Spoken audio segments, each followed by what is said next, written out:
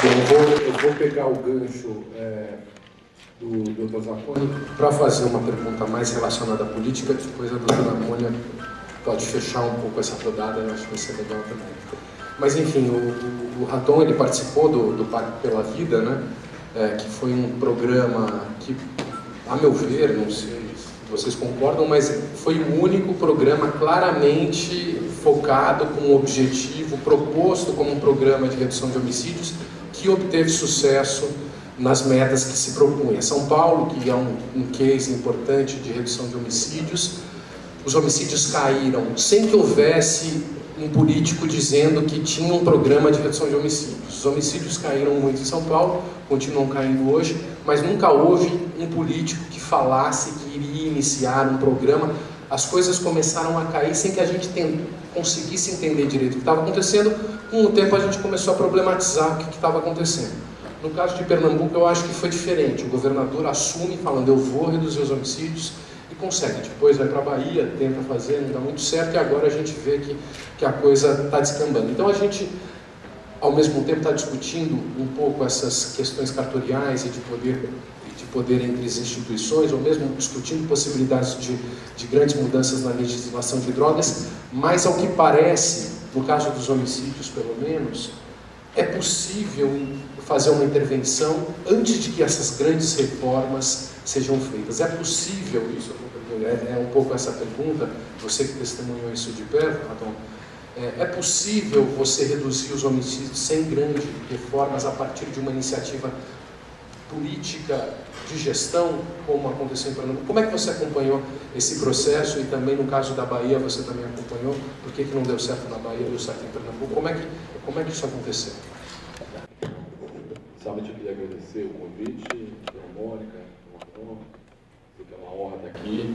E vou tentar organizar minha breve fala a partir da pergunta do Bruno e tentar pensar em que condições um tipo de crime grave, né, que é o homicídio, ele produzir uma resposta estatal, eu estou chamando de estatal aqui no sentido mais amplo, não só o executivo, adequada ou possível, em que condições isso deixou de acontecer, né? Então, tentando pensar um tema aqui que me interessa, que é o tema da governança, no sentido político da palavra, não no sentido, não estou falando de gestão, estou falando de governança formal e informal digamos, dos estatal e não estatal, que criou condições para a possibilidade de reduzir um tipo de crime grave, né? Então, a primeira coisa que eu acho que, eu estou pensando aqui homicídio como um tipo de crime grave. Alguns pressupostos aqui que a gente precisa trabalhar. Primeiro, a ideia de que o sistema de justiça criminal é um sistema frouxamente articulado, né? A ideia de que eles, em geral, ele funciona de forma frouxamente articulada. Existem alguns espaços em que a articulação entre Polícia Civil, Ministério Público, Defensoria Pública, os tribunais, o sistema prisional, ela é mais articulada ou menos articulada. No caso do sistema de justiça criminal, grosso modo, ele funciona de forma frouxamente articulada, não só no caso brasileiro, mas em outros casos também. E a gente tem que pensar em que condições, que constrangimentos, ou que restrições, ou que incentivos favorecem a articulação entre as partes do sistema. Que é um pouco que a gente está discutindo quando discute a relação entre Ministério Público e polícias. Acho que esse é o tema organizacional de fundo. Um outro tema que me parece importante é a articulação entre saber policial e saber jurídico. Eu acho que foi discutido aqui pelo Zacconi. E aí o lugar da Polícia Civil no Brasil. A Polícia Civil e a Polícia Federal, de alguma forma, são polícias singulares do ponto de vista da forma como foram criadas, da relação delas com o sistema de justiça. Que elas carregam uma tensão inerente entre o saber jurídico e o saber policial. E essa tensão, obviamente, como o saber jurídico tem mais prestígio do ponto de vista do mercado, digamos, do mercado de saberes, a Polícia Civil, num contexto de competição interorganizacional, tenta se valorizar enquanto um espaço de saber jurídico e tenta se pensar como uma carreira jurídica, que quer ser remunerada como uma carreira jurídica. Isso é importante para poder pensar esse pano de fundo e as impossibilidades ou as possibilidades de integração ou de desintegração e as possibilidades de colaboração ou não. Isso pode ser visto em outras áreas também, essa abordagem organizacional. Por exemplo, a discussão sobre o ato médico me parece que é exemplar para poder pensar essas questões, né? Como é que uma categoria que tem mais prestígio do que outras tenta construir mecanismos de delimitação de mandatos e a possibilidade de cooperação ou de hierarquização desses mandatos, né? Por exemplo, eu fiz medicina, eu sou filho de médico, casado com médico, então conheço um pouco essa área. Por exemplo, nos Estados Unidos, um paramédico pode entubar na rua, né? Tem um filme do Scorsese chamado Do Limite, que é um filme exemplar que o Nicolas Cage ele entuba na rua. No Brasil, quem entuba é médico. E, obviamente, a discussão sobre a possibilidade de entubar ou não, ela tem a ver com a regulação e a definição de mercados, mandatos, recursos escassos. Nós estamos discutindo. Nós estamos discutindo a possibilidade de pensarmos em disputas por recursos escassos. E, obviamente, as hierarquias de prestígio, de poder e de acesso a recursos estão colocadas aí. E aí, nesse sentido, outros elementos que a gente pode pensar, que essa competição organizacional, Polícia Civil, Ministério Público, Polícia Federal, Ministério Público Federal, né, entre outras disputas, Polícia Civil, Polícia Militar, né, elas dizem respeito a esse espaço, a esse conjunto de recursos que estão em disputa. E aí, isso nos leva a poder pensar, por exemplo, a possibilidade de duas discussões foram feitas aqui. A ideia de uma polícia com carreira única, né, com entrada única, né, polícia civil ou polícia militar com carreira única, e a possibilidade de incorporar o saber policial, né, o trabalhador aqui, o policial como trabalhador, digamos, a capacidade de elucidação de crimes graves. E a ideia do ciclo completo de polícia, né? A possibilidade de ciclo completo de polícia em todas as polícias. E aí a discussão, por exemplo, sobre crimes de menor potencial ofensivo e a possibilidade da polícia militar, por exemplo, nós podemos ampliar via mudança legislativa a definição do que seria crime de menor potencial ofensivo, atribuindo competência concorrente à polícia militar para termos circunstanciados de ocorrência, mantendo com a Polícia Civil, com a Polícia Federal, digamos, um filé da investigação criminal e aí uma maior articulação com o Ministério Público, um maior controle, maior integração com o Ministério Público. Nesse sentido, outra consideração que a gente precisa fazer é que inquérito é diferente de investigação, né? Separar muito bem inquérito e investigação, né? O inquérito é a forma jurídica que encontramos no Brasil para um processo de investigação. E que ele é o espaço primordial da tensão entre o saber jurídico e o saber policial, em que, obviamente, pesquisa que nós fizemos, pesquisa que nós estamos junto com o Michel Misse, com a Joana Vargas, com o Rodrigo Azevedo e com o Arthur Trindade, que é sobre o inquérito policial no Brasil, a gente mostra que, por exemplo, no caso de Pernambuco, você tem delegados bons de investigação e delegados bons de inquérito, que são coisas diferentes. E tem alguns raríssimos delegados que são bons de investigação e de inquérito. Então, na verdade, a capacidade de subsumir a natureza da investigação ao formato jurídico e ao controle jurídico da peça, que é o inquérito, que acaba funcionando, na verdade, apesar de não ser obrigatória, ela funciona como guia de todo, digamos, de todo o processo dentro do sistema de justiça. E aí, eu estou tentando ilustrar um pouco das tensões aqui dentro do sistema de justiça para poder pensar e responder a pergunta que o Bruno me coloca. E aí nós temos que colocar uma coisa que foi já mencionada anteriormente aqui, que eu acho que também é fundamental. Nós temos 60 mil homicídios no Brasil. É muito difícil que qualquer polícia do mundo investigue 60 mil homicídios todos os anos. Eu posso chamar o FBI, eu posso chamar a Scotland Yard, eu posso chamar a polícia alemã e entregá-las com um outro modelo do sistema de justiça, a possibilidade de investigar apenas os homicídios. Eu estou falando apenas os homicídios. Eu não estou considerando outros crimes graves, como tentativas de homicídio, etc. Do ponto de vista geral, impossível que essas organizações funcionem sem um tipo de filtro para o que elas podem fazer. Né? Então, eu acho que é absolutamente relevante para nós pensar em que condições se faz investigação hoje no Brasil. Né? Pernambuco, esse ano, Pernambuco já está com 4.000 homicídios. Esse ano ainda faltam outubro, novembro e dezembro. Nós devemos ter cerca de 5.400 homicídios em Pernambuco esse ano, que é um número inédito. Né? Assim, provavelmente será o estado onde se mais mata. No Brasil, 10% dos homicídios do Brasil, mais ou menos, e mais ou menos 1% dos homicídios do mundo. Né? A gente considerar 600 mil homicídios no mundo, nós vamos ter perto de 1% dos homicídios do mundo em Pernambuco. É literalmente impossível lidar com essa massa de homicídios sem pensar em estabelecer prioridades no âmbito da política. Eu concordo completamente com o Zacconi, no âmbito da política.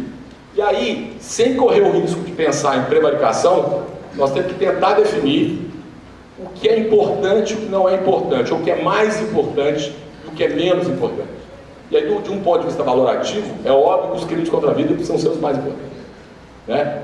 A garantia de outros direitos, ela precisa ser antecedida pela garantia do direito à vida. E aí o direito à vida precisa estar em tela e o Estado precisa enviar uma mensagem clara para todos os seus agentes, né, os seus componentes, do executivo, do legislativo, do judiciário e dos extrapoderes, como o Ministério Público, né, de que aquilo é prioridade. Aquilo é fundamentalmente uma prioridade. E aí foi isso um pouco que o Pacto pela Vida tentou fazer. Tentando responder essa pergunta, definir em um determinado momento que a prioridade era a investigação dos crimes contra a vida. A prioridade era a redução dos crimes contra a vida. Isso é sinalizado através de várias maneiras. Essa disputa por recursos escassos, ela estava colocada ali.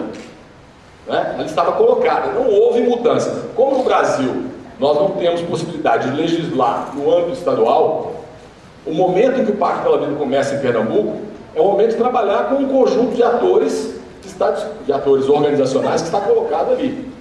E com, digamos, a competição, os mecanismos de conflito entre esses atores naquele momento. E aí me parece, foi a capacidade, né, que nós estamos chamando, eu e o Bruno, de forma de liderança ou de governança, de estabelecer um mecanismo de governança que é externo tanto ao Ministério Público quanto às polícias. E aí nós temos que pensar o nível de autonomia das polícias no caso brasileiro, que é um tema tocado aqui, né? Em que medida que as polícias são mais ou menos autônomas em relação ao sistema de justiça ou a mecanismos de coordenação. E aí esse é um ponto importantíssimo. O nível de autonomia é elevadíssimo. Mesmo que a gente pense que a atividade policial precisa ter um grau de autonomia, mas ela tem um nível de responsividade, de relação, de prestação de contas, de accountability, aqui muito baixo no caso brasileiro. Então, nesse contexto, o que se tentou fazer é construir mecanismos de integração, de interligação, no plano da política que pudessem definir, para um crime gravíssimo, a possibilidade de tomá-lo como prioridade. Ignorar outros tipos de crime. Então, ignorar parcialmente ou não tomá-lo como ponto de referência. Por exemplo, enquanto nós não descriminalizamos ou não legalizamos todas as drogas, eu sou absolutamente favorável, o que a gente pode fazer? Que está no horizonte um pouco distante. Nós podemos efetivamente, nós precisamos lutar por isso, e eu estou de acordo, nós precisamos lutar por isso politicamente, enquanto a gente constrói estratégias alternativas. Eu acho que nós precisamos definir, e aí isso precisa ser consensuado, eu estou de acordo com a fala que me antecedeu aqui também, isso precisa ser discutido com a sociedade, que o mercado de drogas não é prioridade. O mercado de drogas não pode ser prioridade, apesar das mortes serem produzidas no espaço do mercado de drogas. Certo? Boa parte das mortes violentas é produzida no espaço do mercado de drogas. Mas quando o sistema de justiça entra no mercado de drogas, ele provoca disrupção no mercado de drogas. Isso a pesquisa está dizendo, ele provoca uma série de disrupções. Por exemplo, o mercado do crack é baseado em consignação. Ele é todo baseado em consignação. Ele é diferente, por exemplo, do mercado de drogas sintéticas, que ele é baseado em mecanismos de confiança, o pagamento é com antecedência. E o mercado do crack é um mercado aberto. O mercado de drogas sintéticas é um mercado fechado, coberto. A polícia pouco entra no mercado de drogas sintéticas. A polícia entra muito no mercado aberto do crack. Quando a polícia entra, ela provoca disrupção. Porque ela, ao apreender drogas, e aí nós temos sinais equivocados, bonificação por apreensão de drogas, que é absolutamente equivocado. Ela provoca tanto arranjos entre a polícia e o mercado de drogas ilegal, quanto ela magnifica, aumenta a possibilidade de conflitividade no mercado que é de quase concorrência perfeita, né? O mercado do crack, com exceção do caso paulista, ele tem um mecanismo de regulação que é muito peculiar, mas grosso modo no Brasil é um mercado de disputa, né, de quase concorrência perfeita. Qualquer um pode abrir um negócio, qualquer um pode ser empreendedor, qualquer um pode conseguir algum tipo de crédito para isso. E nós vamos ter ali no mercado de drogas uma atuação policial discricionária, porque por um lado nós temos super policiamento, e aí isso vai dar origem a mecanismo do sistema de justiça para cima. Por quê? Aonde houver droga, se você adotar gratificação por homicídio, por redução de homicídio, gratificação por apreensão de droga, é muito mais fácil apreender droga. Muito mais fácil. A escolha racional do agente policial é apreender droga. Quando ele aprende droga, ele precisa aprender droga numa determinada quantidade, ele precisa aprender pessoas. Ele precisa aprender pessoas. Ele faz um acordo com o traficante que ele vai prender. Ele aprende uma quantidade de drogas que lhe permita a bonificação. E ele ganha dos dois lados. E aí você realimenta a violência nesse espaço do mercado. Além disso, quem perde droga precisa repô-la. Senão ele é objeto da morte daquele que vendeu, ou ele precisa roubar outra boca, corriqueira, ou ele precisa encontrar uma forma de repor que alimenta a possibilidade de violência nesse mercado. Então, por um lado, nós temos superpoliciamento aqui. Por outro lado, nós temos subpoliciamento. Esse é um tema fundamental. Subpoliciamento por quê? Porque nesses espaços, a investigação de homicídios ela não acontece. Você tem um superpoliciamento, em que o tema é a droga, mas você tem subpoliciamento quando o tema é a investigação dos crimes contra a vida. Então você tem uma sinalização de, por um lado, esses crimes são permitidos, e por outro, nós temos uma tensão aqui que é absolutamente problemática. O que o Pacto pela Vida tentou fazer, no caso do Pernambucano, é sinalizar o que será gratificado. Eu estou falando do Pacto pela Vida no seu momento áureo, entre 2007 e 2012, quando o Pacto pela Vida começa a perder força. E aí nós temos o quê? Investigação de homicídio. Você tinha um DHPP em Pernambuco, tinha 21 delegados com competência exclusiva de investigação de homicídio na região metropolitana. Você tinha equipe CVLI por todo o estado. Você sinaliza a possibilidade de redução da impunidade em espaços onde o crime contra a vida nunca foi investigado, ou pouco foi investigado. Hoje nós temos um retrocesso. O DHPP tem 4 Esses 21 delegados. foram criados depois do pacto, os 21 delegados do DHPP. 2008. Não tinha nenhum delegado. Não, você tinha 3 delegados do DHPP. Não existia DHPP. Você tinha uma delegacia de homicídios, é criado o DHPP. O DHPP passa a ter 21 delegados, 180 agentes com competência exclusiva para investigação de homicídio. Tá? Aí nós temos hoje uma situação que é de 4 delegados no DHPP. Isso obviamente tem a ver com as disputas internas da Polícia Civil. Mas naquele momento havia capacidade de governança no nível central para definir que isso era prioridade. E isso foi discutido numa mesa, pactuado com um conjunto de organizações, com a presença do Ministério Público. Obviamente isso vai provocar efeito no Ministério Público, porque o aumento da capacidade de elucidação exige, num determinado momento, que aumente o número de promotores produzindo denúncias. Isso tem impacto no tribunal do júri. Então, obviamente, você articula o sistema de justiça criminal, reduz a impunidade. Você provoca alguns problemas. Você pode provocar superencarceramento, e aí nós temos que nos preocupar com isso. Mas a sinalização é que tipo de crime nós temos que priorizar. Nós vamos prender pessoas com pequenas quantidades de droga que não têm antecedentes criminais, ou vamos prender pessoas vinculadas a redes de produção sistemática de homicídio, grupos de extermínio, grupos armados, etc., que sinalizam que a morte é permitida naquele espaço. Quando você reduz a impunidade, você aumenta a capacidade de, digamos assim, de desmonte dessas redes e, obviamente, reduz o homicídio no curtíssimo prazo. O que acontece no caso pernambucano é que, e aí eu concordo com o Zacone completamente, é que a variável definidora do aumento da capacidade de dissuasão é a figura central do governador, que, no entanto, tem um problema. Ela está muito centralizada na pessoa dele. E aí a gente pode comparar com outros casos, certo? E ela não carrega níveis de institucionalização. Então ela fica muito dependente da figura do governador. E, obviamente, aí a minha análise, o livro está saindo agora em inglês, eu estou fazendo um pouco a história do Pacto pela Vida, a seção que é do Pacto pela Vida em Pernambuco. A mudança de desejos ou a mudança de ambições, ela pode causar problemas na governança. Então, em 2012, há um espaço na coalizão que então governava Pernambuco para uma dissonância. Então, quando há uma disputa interna na Prefeitura do Recife e o PSB e o PT rompem, abre-se um espaço para que o PSB lance um candidato a prefeito.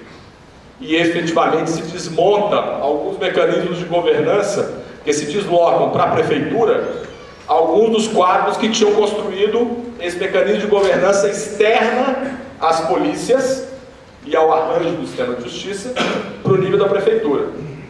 E aí, obviamente, esses sinais de governança externa, eles são lidos pelas organizações policiais e pelos outros atores, porque a interlocução com o Ministério Público, com o Judiciário, era feita pelo governador, obviamente, tinha capital político para fazer isso. Ela é lida como um enfraquecimento deste tipo de prioridade, que tinha sido definido, crimes contra a vida, no Comitê de Governança. Abre-se outro sistema de oportunidades.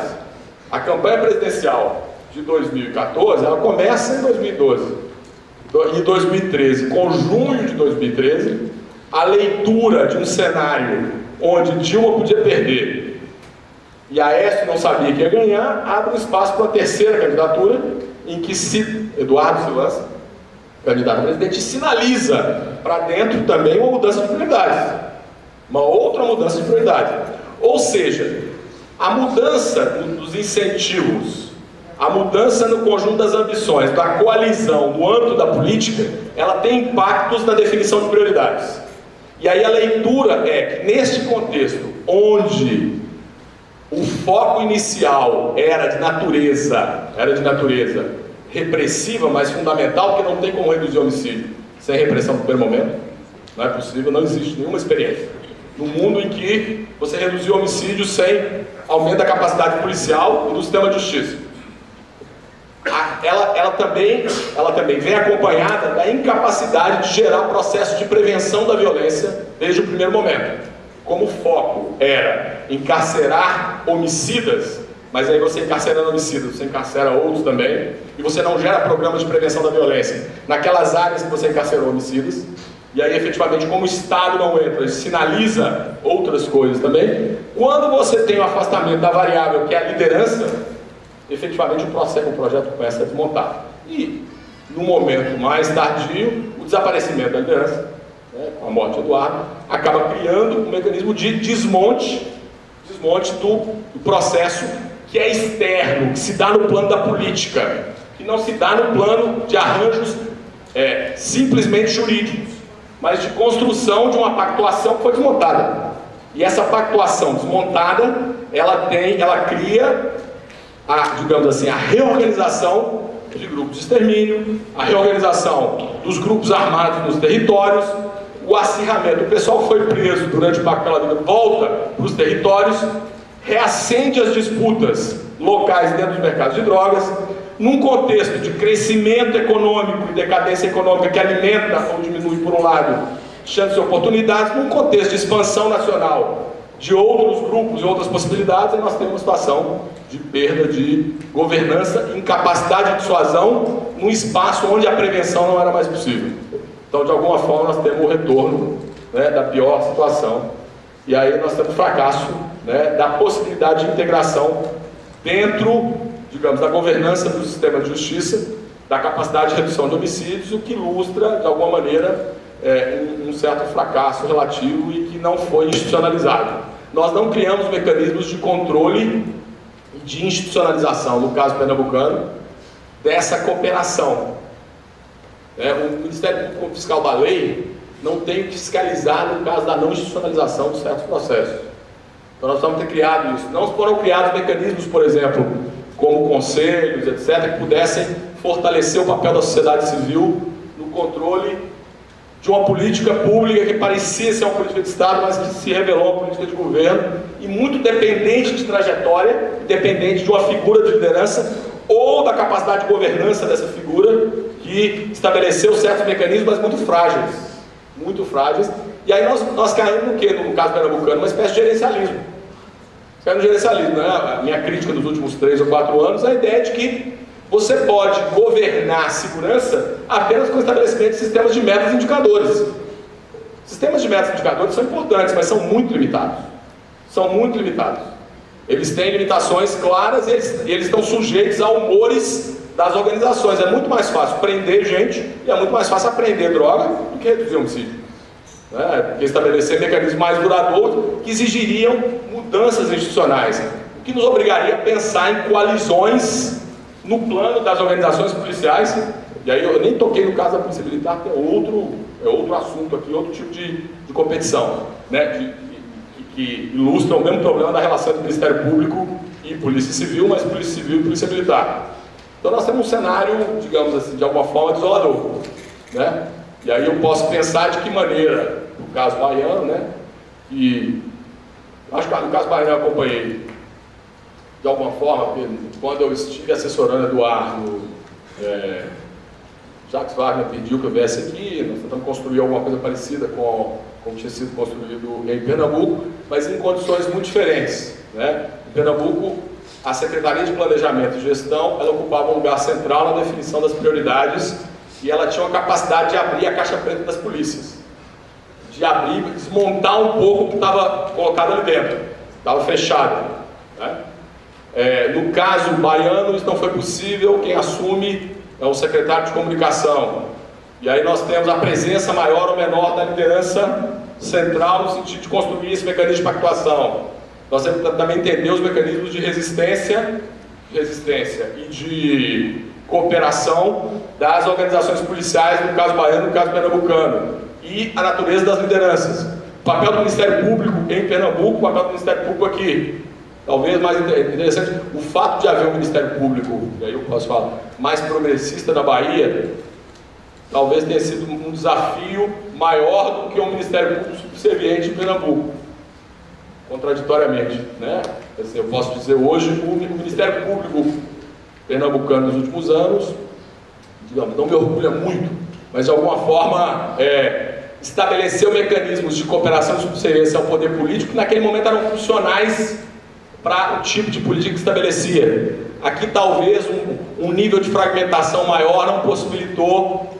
Então tem um conjunto de variáveis que a gente precisa tentar entender para pensar as possibilidades de avanço, de retrocesso, de cooperação, de conflito, né, de aprendizado, né, de aprendizado para saber em que condições a gente pode mudar. A minha dúvida é como estabelecer uma engenharia da cooperação. Como identificar os constrangimentos ou os incentivos mais adequados para processo de mudança incremental. Já que eu acredito muito pouco na possibilidade de, por exemplo, os lobbies da Polícia Militar, da Polícia Civil, do Ministério Público, a PEC 37 mostra isso um pouco, são muito, digamos, consolidados no âmbito do Congresso Nacional. A própria definição sobre a possibilidade de investigação pelo Ministério Público é algo que está em aberto ainda, e tem possibilidades de interpretação variadas. Como construir mecanismos de engenharia institucional que favoreçam integração, articulação e que tenham resultado numa capacidade de governança formal e informal no território. A discussão no território. Por isso que me parece, claro, o modelo paulista não é modelo de política pública, mas de alguma forma a emergência de um padrão de governança, mesmo que perverso, ele acaba construindo uma saída mais duradoura do que um mecanismo de governança pública que é, digamos, precário, instável, etc. Talvez a gente devesse pensar a possibilidade de mecanismos de prevenção que se estabelecessem por baixo com participação da sociedade, que pudessem se articular com setores intermediários das corporações policiais e aí, obviamente, das instituições do sistema jurídico, tentando inverter, porque está tentando inverter a lógica de uma coordenação que vem sempre por cima. Eu tenho dúvidas se os ciclos eleitorais e E os mecanismos de competição, eles nos permitem hoje construir mecanismos de governança estatal e pública consolidados e com continuidade. A história é longa, mas acho que o caminho na minha percepção, é. Muito obrigado.